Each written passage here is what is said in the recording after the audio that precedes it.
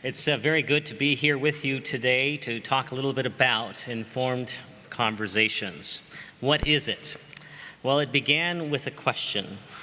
Are there innovative ministry responses for congregations, particularly congregations who are established, in ways that values who they are while continuing to see what could be next as they align with God's call for them? As David has already mentioned, a central feature of what emerged was a survey tool that would invite congregations into a space of careful discernment, of real listening to what the Spirit of God is saying to them in their own experience.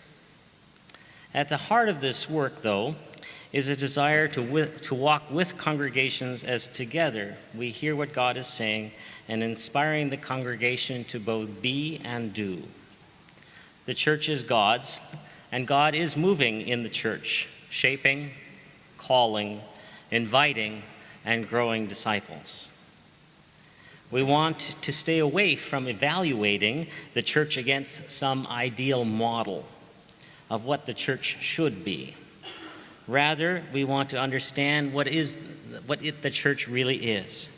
What is most important to this initiative is valuing and appreciating who the church is at this point so that we can be informed in our conversations about where we are being called to next.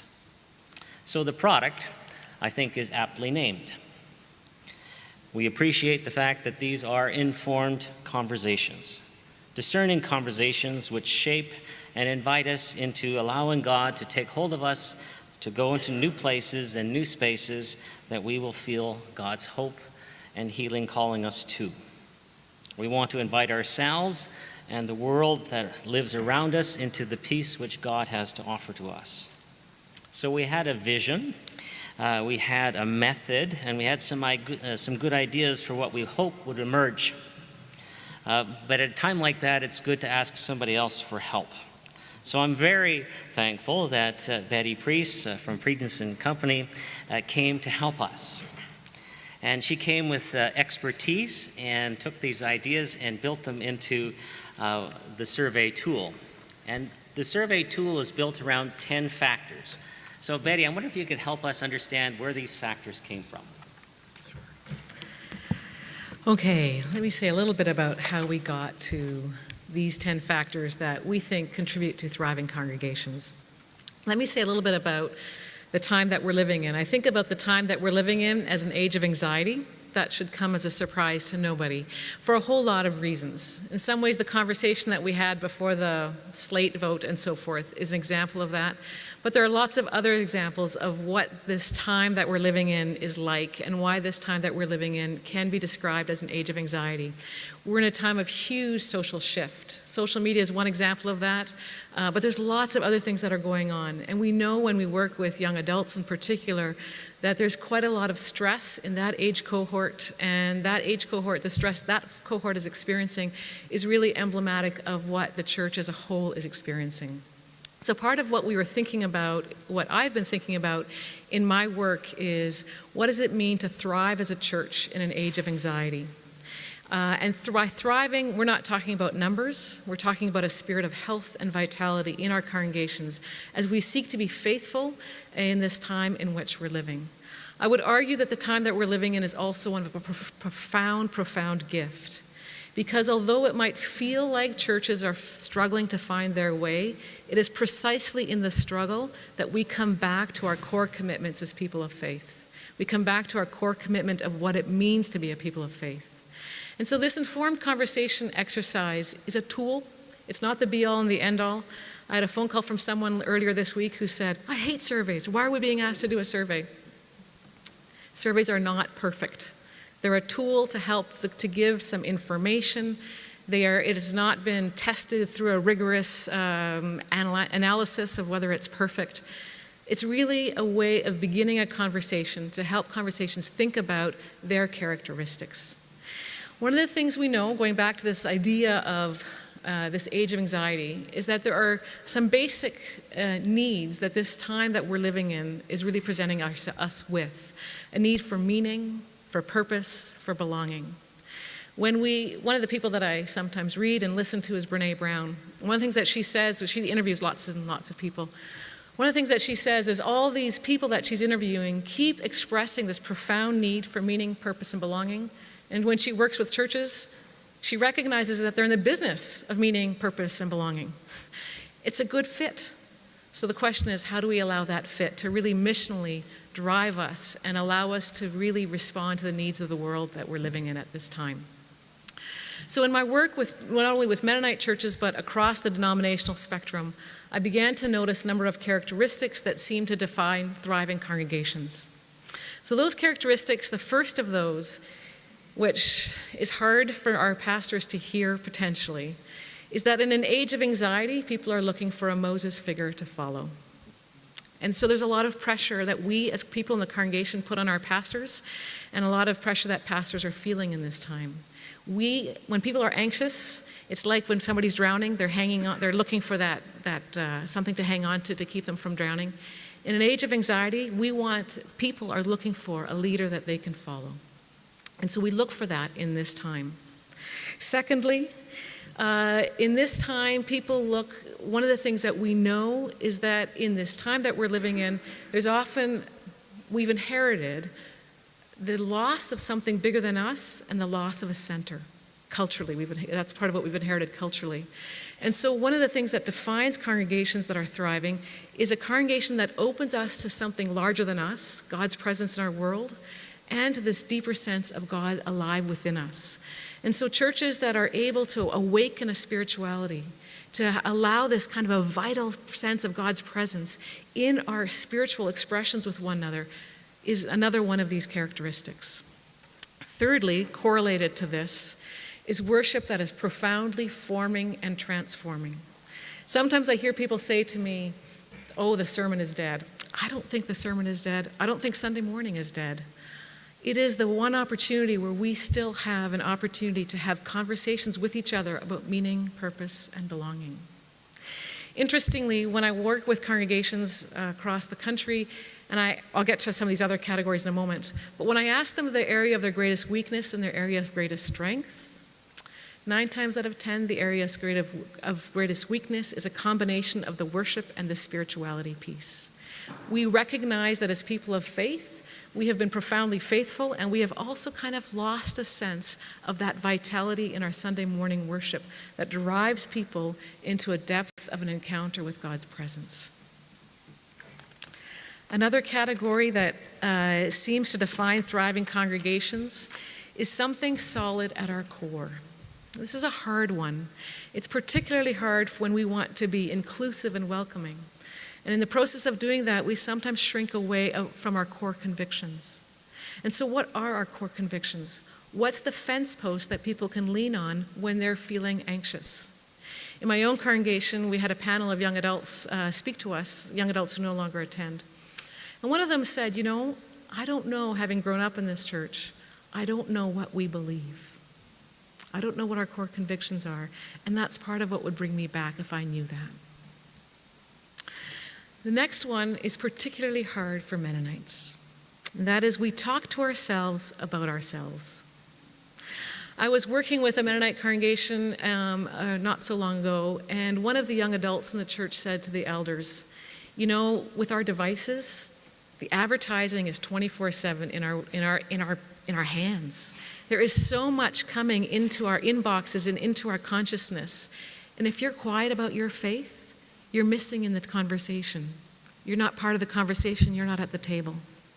And so our young adults are asking our elders, our people of faith who have walked before us, to talk to us about their faith, to be open about their expressions of faith, to talk about themselves, about our congregations and what we're doing, and to use that as a way of helping our young adults to find their way into faith during this very challenging time. And then there are some other categories, some that we might feel better about in our communities.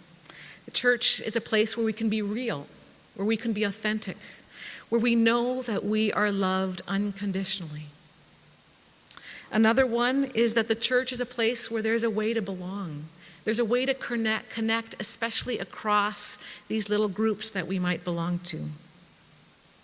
And of course, Church is a place, ideally, where we can help people to make sense of this world in which we're living in. I have people say to me, it's confusing out there. I don't know where to land. And I'm coming to church because I need church to help me to make sense of this world, and also to help me find a way of now ministering to the world in which we're living in. We as people of faith are being asked over and over again to become the hands and feet of Christ. And to do that, we need a well from which to draw. And so all of these pieces have a way of working together. And finally, a few other categories. Just a few other categories. If we go ahead another slide. Good structures. This is not about thriving churches in an age of anxiety. This is just plain old good church. We do need good structures. And finally, in the midst of all of this, in an age of anxiety, it's really easy to lose our footing and to feel badly about ourselves. I often work with churches that really feel quite negatively about themselves because their size is going down. They don't feel like they're being vital or thriving. And so I invite us, when we think about what it means to be a thriving church in this time, to practice humility, to practice grace, and a whole lot of self-compassion. I believe God is alive, especially in this time, inviting us to reground ourselves in who we are as people of faith. The Informed Conversations is meant to be a little tool to help your congregation have that conversation based on these different categories. Thank you. So we had no passion in the development of this survey whatsoever. It was great to work with Betty and with her deep passion for the church and for the 10 factors that were there. And the product has been tested, and we're very thankful to the Steinman and Elmira congregations that let us figure some things out at their expense. And we have begun to roll out the product called Informed Conversations this past fall, and it's been great. At this point in time, we've had 6 congregations that have moved through the process. And on the screen, you'll start to see some slides of the beautiful pictures that these congregations have formed as a result of their responses to the questions. These amoebas, as I like to call them, are beautiful in their own way. And you would have an opportunity to participate and create your own picture. Each of them talks about who they are, what they value, and how they see themselves at this time. The exercise is not to compare one picture against another, but to appreciate oneself and what one has been called to and to be. One of these beautiful pictures happens to be a picture of the Vineland United Mennonite Church. Louise Weidman is the pastor of this congregation. Louise, as I recall, you had a very high rate of response to the survey. I wonder if you could tell us a little bit about your experience as a congregation and yourself as a pastor as you participated in Informed Conversations. Some of us in this room will remember the days when pantyhose were marketed with the tagline, "One size fits all." Do you remember that? Well, that is a myth. Pantyhose for a person who is short and stocky will not also fit a person who is tall and thin. Well, that same idea that a congregational survey, especially an online survey, will be accessible for everyone like a one-size-fits-all, didn't apply to Vineland United Mennonite Church. Our leadership team had said yes to the idea of engaging in this new MCEC endeavor. And we recognized that there were several factors that we would need to consider for our group. Questions that our people would voice or at least be thinking. Why do we need to spend time getting involved in a survey? We are an older congregation whose roots are 1, 2, and 3 generations from coming to Canada as immigrants from Ukraine and Paraguay. And the life work for many of the retirees was done with their hands, pruning trees, building homes, wiring houses, working on automotive assembly lines, or cooking and cleaning at the United Mennonite Home, Responding to a questionnaire on a computer wasn't so familiar to their life's work and not something that people would necessarily be inclined to do. So we as leadership needed to come up with a really good rationale for participating, and so the analogy of taking a picture was a useful one in understanding the why for the process. In a monthly newsletter, we included the idea that most families take pictures when they're together and through the years and how they change. And we begin to see graying and people look different. We also noted that every Sunday morning when we walk up the ramp from the education wing to the sanctuary, we see pictures of our various church buildings, first meeting in a sawmill, and then a white clapboard building on Victoria Avenue, and then finally the current brick structure that was built in 1957 by congregational members. It was an incredible accomplishment by the people. So 60 years later, the world has changed, we have changed, we needed to take a new picture. And some might think that taking a survey is harder work than laying brick and mortar. But whatever perspective people had, this was our corporate task to do today. And so here was this new survey that MCEC was offering and that was being used in other congregations as well. That was the answer to the why. But then came the how. Many people have computers, but 30+ households don't own a computer. So, in addition to an electronic survey, there would also need to be paper copies, and maybe we would need to find people to help others complete the survey. The one thing we knew for sure about our congregation, and I would expect it's true in all congregations, people enjoy gathering around tables for food and fellowship. So, after introducing this survey process, we decided to provide a free pizza lunch after Sunday worship on Sunday, November 7th, to launch the survey. And people gathered. And after we ate pizza together intergenerationally, a brief overview of the survey was given, assuring people no names would be required, there were no right or wrong answers, it was simply their perspective being asked for. We offered a variety of options. People could take a paper copy home with them and bring it back to the office, and our office administrator would put their results into the computer for them. They could choose to set up an appointment with our office administrator to work through the survey, or they could fill it out on their own electronically. We sent out the surveys that afternoon. There was a 2-week window for completion. MCEC had asked for a minimum of 31 completed surveys in total, and those 31 were divided into age brackets according to our demographics. Well, we met our minimum, and in fact, we did so times 3. There were 101 people who completed the survey. We were pleased. As a pastor, I am thrilled that these people, my people, our people, were willing to try something that initially sounded difficult. The completed surveys are tangible evidence that people care about the congregation. I'm encouraged by their willingness to engage in this process. And with this investment, we now have one of the blobs that was up there, that who we say we are in the year 2018. This is us, strengths and weaknesses. This is us. It provides a starting place, a beginning for ongoing conversation about identity and formation for the next chapter in our life together. I give thanks to you, Al, and Betty, and others who have worked hard in creating this instrument, and I'm grateful for the experience and trust in God's grace and the Spirit's guidance for the ongoing journey.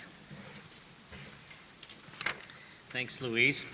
So we should have added something to our name, Informed Conversations Around Edifying Lunches. We'll work at that. One of the great things about the Informed Conversations survey is that the results that we can generate allow us to also compare and contrast various aspects of the congregation. And so what we can do is post something on a slide.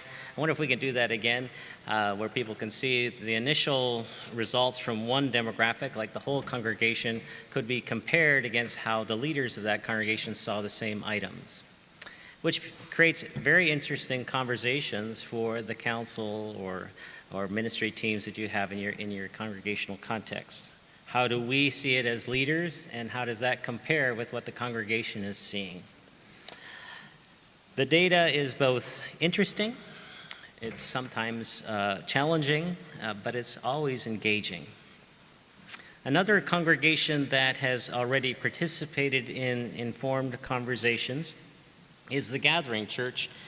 Come on up, guys. The Gathering Church who have participated. And I was privileged to work with Wazir Ali as well as Steve Cox from the Gathering Church.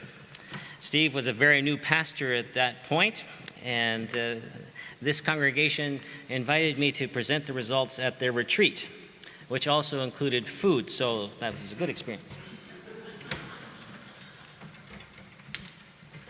Thanks, Al. So with the survey results that Al provided, we actually got the results at our retreat, board retreat, and the data, when it was presented to us, it was done in analogy of we're all cooks in the kitchen or chefs. And with that, I would like to present our approach. And so basically what we did is we set the table by steeping our weekend in spiritual practices through worship, prayer, scripture, and fellowship.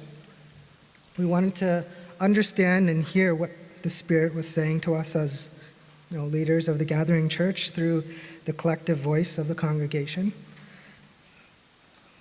We sensed that the Spirit was guiding us to make informed choices. There was a lot of data provided, and we needed a way to map this and get tangible results. So for example, there was information presented to us that we didn't act on, which were great, but with those choices that we had to make, we had to nail down that. So then we cooked with the survey results, identifying the outliers. As we can see from some of the amoeba visuals that were presented earlier, you can clearly define where the areas and gaps were. We then chose 3 strengths to grow and 3 areas to build from the potential choices that we had. We then seasoned each of these 6 areas, asking questions, clarifying the issues presented, and then from at that point, I'll just continue. We then developed some initiatives, and this is what we call cooking in the community. This initiative, we landed on the 6 choices and tested our 6 choices church-wide by roundtable sessions and gathering more feedback from the congregation as a whole. We listened, used the feedback to pick 3 of the 6 choices, so really drilling down on those initiatives and setting our goals for our 2018 moving forward. Leadership then presented these 3 goals at our AGM for clarity and buy-in, and then divided up those responsibilities for implementing 3 goals across our leadership teams, so through vision and care and whatnot. So our current status right now, we hold current monthly board meetings where we report on our progress. We'll then reassess in 1 to 3 years and identify any changes to our baseline, which was done last year, and repeat and improve an approach for these initiatives. And with that said, I'll invite Steve to come up and share on eating together. Thanks, Wazir. He did a good job of just sharing our process, how we took these results and cooked together. The retreat experience was wonderful, and just from my perspective, I was a very new pastor in a new church. So being able to meet the board, meet the leaders all at one time, and then having something that I can lead them through was a tremendous gift. That you talk about looking under the hood of a car. Not that I know anything about that. My dad buys all my cars. But you want to look under the hood to see what's going on. And this informed conversations enabled me to look under the hood of the organization of the church. How do they see themselves? Where do they see their strengths? Where do they see areas that as a congregation they think that they could do better at? And so as a new pastor coming in and leading a retreat, I was able to listen to everyone at once and then help the leaders listen as well. So it's just a tremendous tool for a new pastor coming into a new setting. We've got a few up there. You can just put them all up there. The 3 goals that we identified. So what Wazir said is we had a bunch. We mapped them all out, and there was a bunch of great things we could have done. But we wanted to make some decisions. We picked 3. 3 is probably too many as well, but we had so many, we decided to try 3. If we only get 2, still great. So they were small groups. Let's grow our small group ministry and add a few. Safe conversations. We recognized a high growth potential in our congregation, that more people wanted to learn how to talk to each other about difficult things. And so we thought, well, what if we helped the congregation do that? What if we brought some training in? So forming a safe conversation team is another goal we have for 2018. And then our third was an ongoing discipleship pathway. So there's a lot of care for the next generation. We have a lot of young kids, and we're starting to think, how do we continue to disciple these people once they hit youth, a critical age, and into young adulthood? So we thought that as leaders, we want to be ahead of the game. We want to be paying attention to how we're discipling our people. And then we do church in a community, in a local community where it's a higher needs area. So we're also looking outside our doors and saying, there's a lot of need in our community. So how can we help extend our discipleship beyond our walls?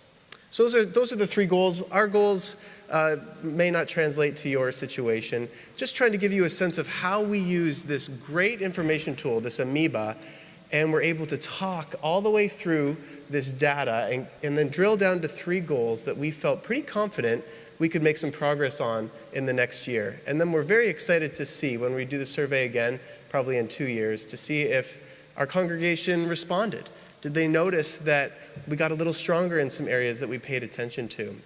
And then the last thing I want to say for any of the pastors out there was this overlaying amoeba graph where you can see what how your leadership team views your church compared to how your entire church sees the church. And you can begin to see, are you seeing as leaders, do you have a unique perspective? Are you seeing some things a little bit differently? Or are you pretty close to getting the feel of your congregation?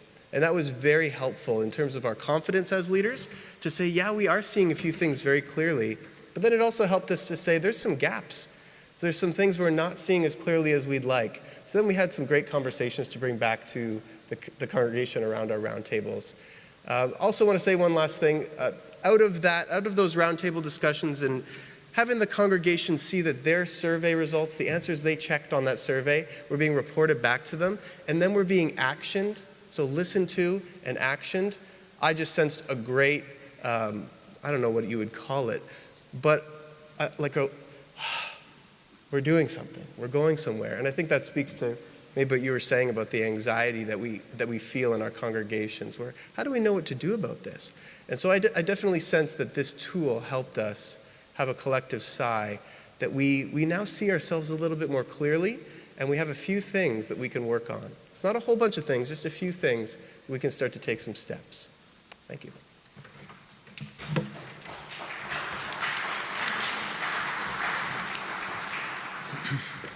Thank you, Steve and Wazir.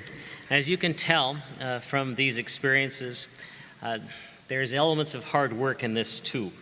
There's the hard work of conducting the survey, of engaging people and getting them involved. But I would suggest also that the real hard work lies in the analysis and the discernment about what this information means. It's a journey, and being comfortable with those conversations is invaluable.